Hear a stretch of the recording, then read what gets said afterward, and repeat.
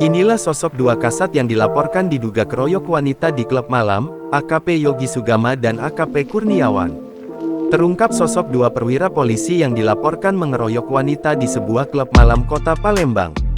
Kedua oknum polisi tersebut sama-sama menjabat sebagai Kepala Satuan Kasat di Polres Banyuasin dan sama-sama berpangkat AKP Ajun Komisaris Polisi.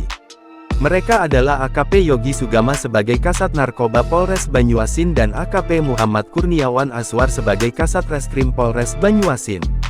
Kabid Propam Polda Sumsel Kombes Pol Agus Halimudin saat dikonfirmasi mengatakan, saat ini pihaknya sedang memproses permasalahan tersebut. AKP Yogi Sugama Hashim sebelumnya menjabat sebagai PES, Kasat Res Narkoba Polres 4 Lawang.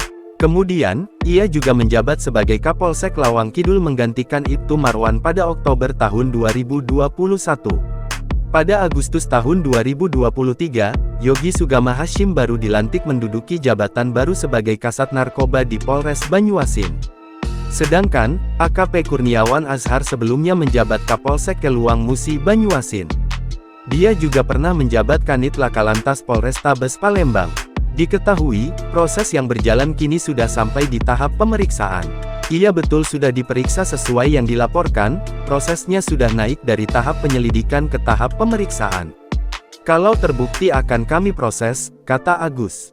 Sejumlah saksi yang ada di lokasi kejadian termasuk dua terlapor dan juga masing-masing istrinya sudah dimintai keterangan.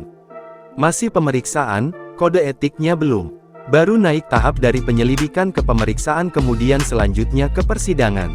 Saksi, istri terlapor, semuanya sudah diperiksa, katanya. Kapolda Sumsel Irjen Pol Rahmat Wibowo angkat bicara terkait permasalahan yang kini dihadapi kedua anggotanya.